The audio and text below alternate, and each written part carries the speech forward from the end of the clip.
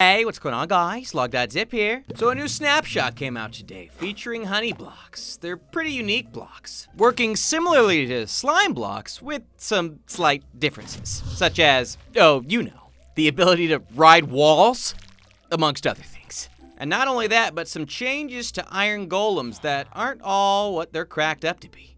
Or maybe they are. On top of general bug fixes and accessibility options, it's time for us to jump into Snapshot 19w41a.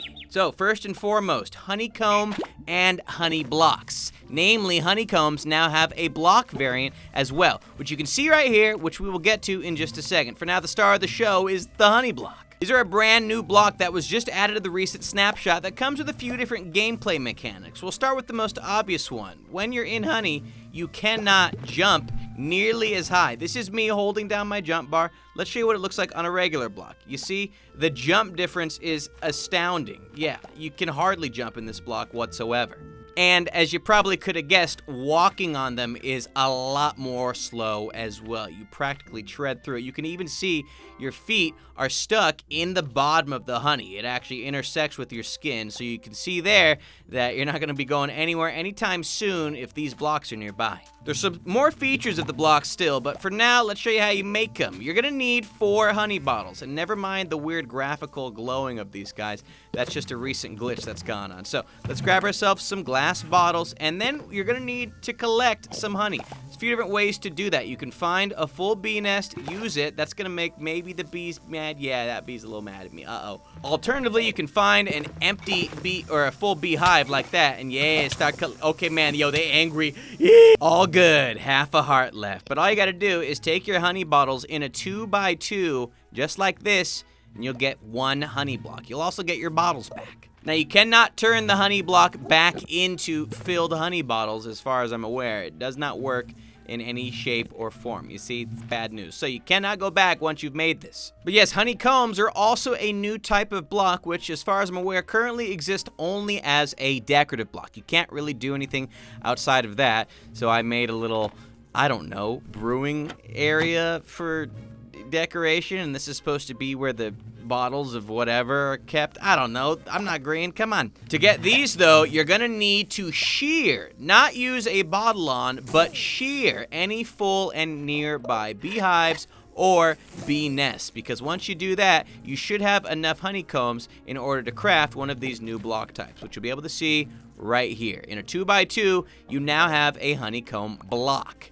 Boom! What's nice is you can break both these new blocks using your hand, and not only are they pretty quick breaks, but you'll actually get them. You won't lose out on them if you decide to make them. Honeycomb block, similar to the honey block, you cannot get honeycombs back from. Now, you guys are welcome to let me know in the comment section below what you think this might be used for long-term, if anything, or if it's just going to be another decorative block to add to the collection. For now, though, back to the honey blocks. There are a lot of cool features that the honey blocks take advantage of, including this monstrosity right here.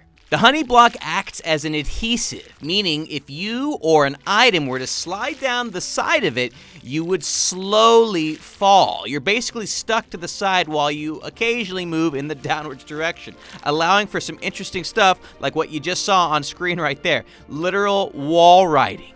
So I've got half a heart right here. Let's see if we can make it to the bottom safely enough. But before we slide down to the bottom, I'd like to show you another feature of this. We've got some items in here. They're going to shoot against this honey block. Check it out.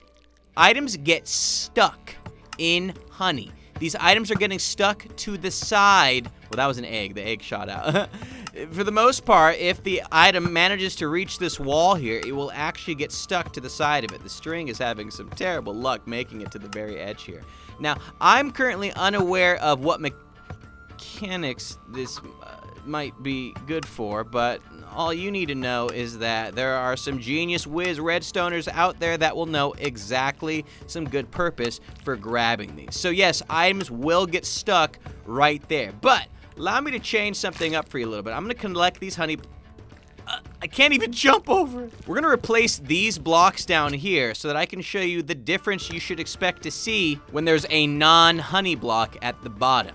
It will only collect items and keep them on the side there if there is a block for them to get stuck below that isn't made of honey, or in case the dispenser shoots all the way up. So as you can see, it is no longer capable of keeping its blocks squarely in place. If we were to, again, add the bottom right here, and with any luck, it might be able to shoot out. You see, it gets stuck right there. So keep that in mind for any future contraptions. Now, allow me to show you what we have going on here, baby.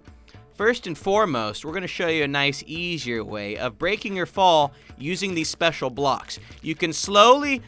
well, what are you looking at? I don't want to talk about it. Anyways, the idea here is that you have new and creative ways to get down areas using...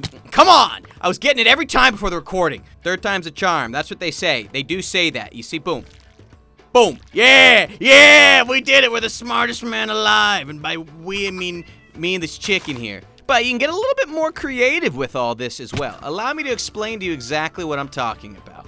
Wall riding! Except this time I'm doing it. We're slowly making our way all the way across, even capable of switching walls at the last second, as long as you are effectively... Come on! Oh, just barely missed it. I'm very excited to see what sorts of adventure maps we might be running into in the future that use mechanics like these to allow us to travel essentially up and down walls. Like, this is too sick.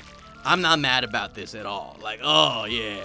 And look, we made it this time. Well, I'm the best. Also modest. Now, we'll get to all the piston-related stuff and how similar they are to slime blocks in just a moment, but I did want to show you the difference in sliding ability for certain items here. So, as you can see, when we shoot on ice, that slides all the way to the end. When we try and do that with a slime block, it bounces but eventually stops, and on honey, it gets stuck the moment it hits whatever block.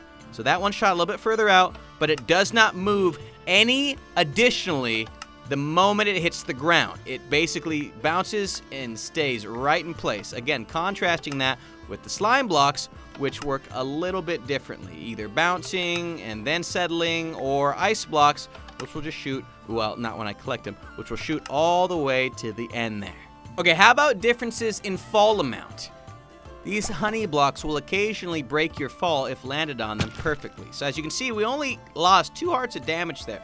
Let's contrast that with a slime block, which actually won't deal any damage assuming you've landed in the right place, and will completely break your fall. Now there's also hay blocks over here, which also can break your fall. And again, they appear to have the same damage retention or reduction value as the honey block. How about a bed? Will we lose 2 hearts on this guy as well? Well, let's find out. Boom, baby. Ooh, we lost a lot more damage on the bed compared to the other blocks. So if you're gonna land on something, you should probably land on slime, but if you've got a second choice, it should either be honey or hay. Beds are known to kill. Okay, so how do these puppies look compared to slime blocks? Well, as you saw a little bit earlier, the bounce seems to be completely different.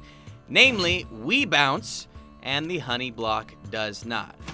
You see, we just kind of stay on top of it. And you saw that earlier as well with my lovely assistant, Ethan, who had a great bounce. Man, he's very aerodynamic. But as you can see here, when he's on the honey block, it is a completely different story. So you'll want to be aware of that if you're trying to make any sort of bouncing contraptions.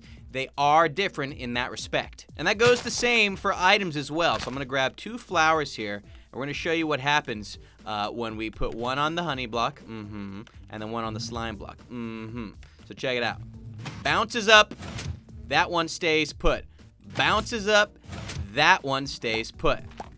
Again, I know there's already people in the redstone world whose brains are buzzing about things you could use this for, but that is one of the main differences. Now, in terms of sticking to one another, they do that just fine, which some people are also upset about. Namely, my boy Mumbo Jumbo. Yeah, what's good, baby? He didn't want them to stick together because that would have added a completely new dynamic to what you can use honey and slime blocks for in conjunction with one another. But as it currently stands, their pushing, pulling, and holding blocks together functions are essentially identical. So they're kind of interchangeable unless you're doing stuff with bouncing versus sticking. Keep that in mind when you're making your contraptions. Another feature that's not currently working seems to be the fact that animals, according to the Snapshot's description, are not supposed to like walking over honey. But as you can see here, Prompted, they have no problem walking right over it. They are slowed down in that event, but even when they're not prompted, you'll eventually see that the sheep have no problem approaching the honey blocks and stepping on them as well. Oh yeah, all the bees want me because of the flower. I was like, what are you guys doing? See, so this sheep started walking right over the top of it. This sheep as well. It's kind of unprompted. It doesn't seem to be working as they meant it to be. Anyways, that's what we currently know about the new honey blocks and honeycomb blocks for the time being. There have been some other changes to the snapshot as well. For map makers, there's a new /spectate command. If you didn't know, spectator mode allows you to no-clip through blocks as well as take on the sight and visions of any mob that you click while in spectator mode. So this is what an Enderman sees. Nothing remarkably special. Here's what a spider sees, which is a little more cool looking. You can see a whole difference. And look, we're like actually the spider right now. It's really sweet. And of course, the other main different one is the creeper, who sees everything in a more pixelated green vision-like mode. So needless to say, glad I wasn't born with these guys' eyes. And the fact that they explode and die on a routine basis. The new syntax is /spectate space @E, which is entity, limit of 1, and that will be the limit of how many players can use this spectate feature and the distance from which you can use it, as well as what type of entity can use it at all. So non-players, players, other mobs, etc. One of the other major changes of today's snapshot is the fact that iron golems now visually take damage, and you can now repair them with iron ingots. So what we're going to do for sake of example here is make ourselves a golem. We're going to name him Bob so that we can trigger the special command we did that's going to allow us to track Bob's health. Now let's give him some commands and some foes to deal with. As you can see here, you can see the Iron Golem's health at the top of the screen right now. Now, once he loses about 25% of his health, you're gonna notice something quite interesting. Okay, see already? Hold on, check it out, check it out, check it out, check it out. I wanna see the crack happen right as it occurs. Man, you guys are not doing me any favors, are you? Okay, look, see? There's the crack on the golem, and suddenly he's got a wonky texture all over the place. Now, there are 3 different iterations of this special texture in the fact that it will crack more and more the more damage is dealt to this poor guy. So, again, let's just spawn in a whole mess of these guys. Now he's even more crackly. Oh, poor guy, he's like about to break. And one more crack. Come on, listen for it. Come on now. Where is it? And with any luck, yep, we saw the 3rd crack just take on right there. Look at that. Oh my gosh, this guy looks torn by the days of our lives. So sad. But here's the good news. You can repair the golem as well by right-clicking him with iron ingots. And look, most of the cracks disappear instantly. He gets about 1/4 of his health back for every single ingot you use. So keeping that in mind, you now have direct incentive to actually use your iron on these golems, because it's pretty cheap to heal him, and you can't use any more than on him once he's fully healed. Here's a cleaner look at what these iron golems look like when they are slowly losing all of their health. This is a separate iron golem. Ignore the health at the top there. It's for a different golem. And then look at that. They eventually still just keel over. So you might want to heal them before that happens. Beyond that, there's been some light accessibility improvements, such as the fact that you can now take your sneak as well as your sprint buttons and toggle them. So now my sprint is toggled. I can let off and I'll instantly start sneaking. Or I press sneak once and I stay sneaking.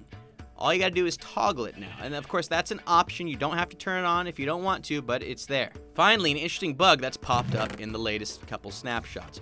Trees are very buggy in that they normally take, well, naturally that one worked right away. Let's try that again, huh? Yeah, see? I think in creative mode is what happens. It takes an absurd amount of bone meal to grow this tree. And before, when I was trying to plant the trees, they would like randomly get stuck in the ground, like partially grown into the ground. Now that I'm recording, of course, they're trying to embarrass me. But that's it for the snapshot. Let us know what you're looking forward to most in the 1.15 update. We'll see you later.